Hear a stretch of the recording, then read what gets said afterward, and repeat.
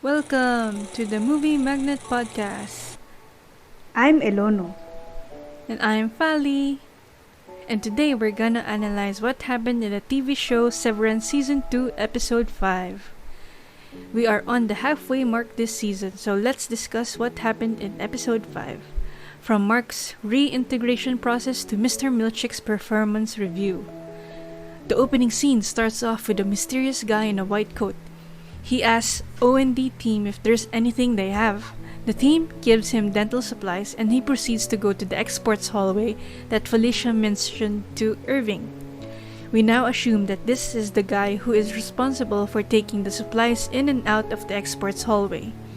He uses a black card to access it, a black collar that usually belongs to higher-ups like Miss Wang and Mr. Milchuk in the company. Through this, we know he's a management level employee. A question remains to be answered is if this person is a severed employee or not. But now that we've seen the experts hallway, why do you think Outie Irving has been dreaming and drawing about this hall? They haven't explained how Outie Irving knows about the experts hallway. I think that before he was a severed employee, he was either working for Lumon in an arts capacity and had come across the experts hall. Back to Outie Mark. We see him on the phone with Devon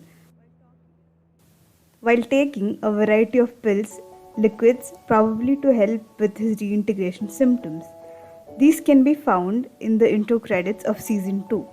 Ragabi seems to be staying with Mark until he can be successfully reintegrated. This tells us that the process of reintegration takes multiple attempts versus what we assumed earlier with just one session. Ragabi proceeds to look at Gemma's things in the hopes of trying to find something to trigger Mark's memories. We find her knitting supplies, a necklace, and most importantly, her cremated remains. Now that Mark believes his wife is still alive, he asks Ragabi who these remains belong to. She responds saying that Lumen has connections on payroll everywhere in Kier, including the morgue. We have a lot of questions from this segment. First is why doesn't Outie Mark not tell his sister about his attempts to get reintegrated despite her already knowing a good deal about his INI and his attempts to communicate with his INI? And the other question remains that how big of a conglomerate is Lumen if they even have someone in the morgue on payroll. Speaking of his sister, she stumbles upon her husband Rickon editing his book, The You Are, to make a version that can be read by severed employees at Lumen. Devon looks at his work and isn't too happy about the changes he made, since it's basically the opposite of what he was writing in the original version. This version attempts to respect Lumen's values and encourage the employees to keep working as opposed to prioritizing themselves. She confronts him about this and he responds saying that this is a huge financial opportunity that would be hard to look past. Additionally, he says that he could use this book as a Trojan's horse, which is also the title of this episode. He may be referring to sneaking his real ideas inside the book that seemingly supports Lumen's values. And then, although Outie Mark does not remember anything yet, Innie Mark is already starting to remember Gemma. Ragabi mentions that she may need just one more session to fully reintegrate Mark, as she does not want to rush this. Before starting the session, his reintegration seems to be working already as Mark suddenly starts remembering the path to the wellness center at Lumon and what Miss Casey told Innie Mark about his outie in his wellness sessions. He finally remembers how Miss Casey looks while working at Lumon. I have a theory that once Mark has fully reintegrated, then he can't finish the Cold Harbor file anymore and becomes a target for Lumon once again. Coming back to Lumen, Helena seems to be doing well after she was almost drowned to death. We see her in a discussion with Natalie and Mr. Drummond about her going back to MDR on the severed floor. She refuses, stating that she has just narrowly escaped drowning and the innies are animals. A pretty funny comment from her, because she's just had sex with an innie and she knows exactly why Irving tried to drown her.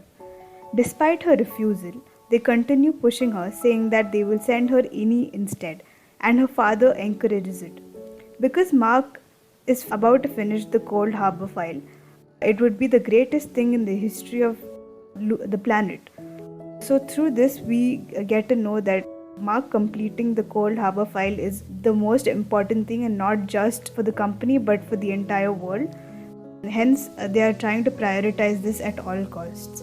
So, Helena basically has no choice but to go. Therefore, we feel a little sympathetic towards her because she is forced to constantly put herself in danger for Lumen and her father. Then we finally get to see Helly R, the real Helly R. We get to hear this elevator ding as she descends to the severed floor for the first time this season.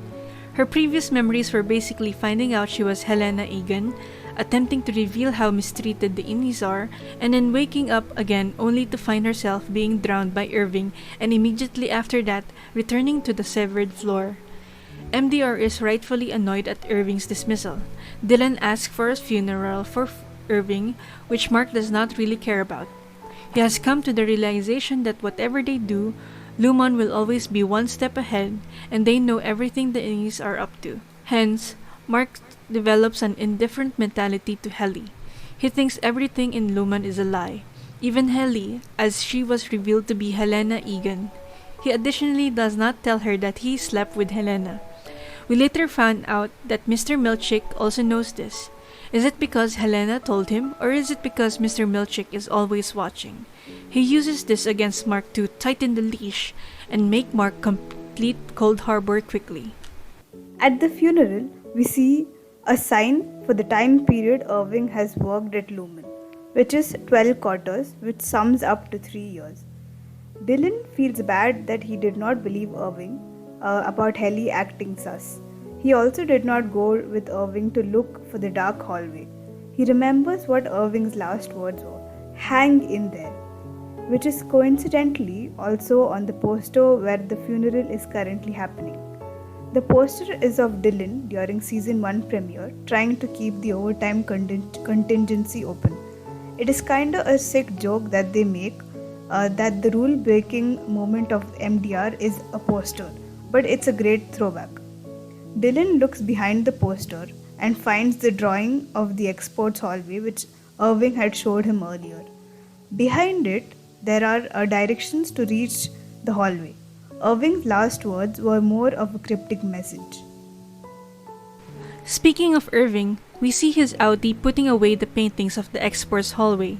He calls someone to inform them that he has been fired, and it may be because they found out that what his Inni was up to. He then proceeds to go to a car and asks Bert why he is following him. Bert responds saying that he was curious because Irv came banging on his door. Bert then reveals that he was fired because he had an entanglement with a fellow co-worker, and he suspects it might be Irving since his Inni came banging on his door.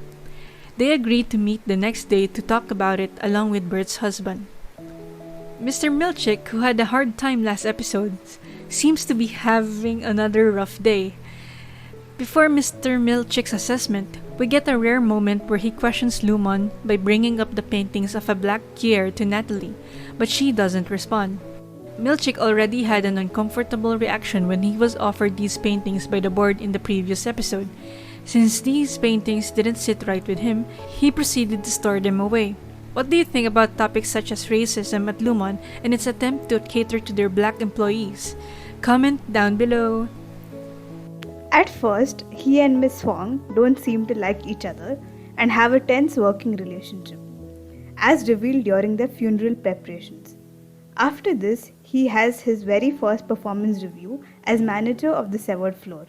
Mr. Drummond conducts this review and informs him that anonymous complaints have been received stating that he uses too many big words and does not file his paper clips the right way.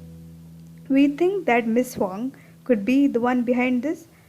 These complaints, though, are pretty mild in comparison to his failures, which include his very short-lived new refining team, his kindness reforms that were ineffective, the calamitous outdoor retreat, and finally the theft of card 7197, which was stolen by Dylan in season 1 from the optics and design department. We're still unsure what this card means, as Mr. Milchick had confiscated this card from him. Despite his many failings, he is allowed to continue as manager and is advised to treat the employees not with kindness, which he tried to do before, but as subjects, so inferior to him. This is what Mr. Milchick tries to do with Mark when he remarks that he left work 6 minutes early that day, and he threatens him, saying that he knows him and Helena slept with each other, implying Lumen knows everything. That's the end of our analysis this episode. Stay tuned for the breakdown coming up when the next episode is. Thank you for listening. If you liked it, please like, comment, and subscribe. We are the Movie Magnet Podcast. See you next episode. Bye.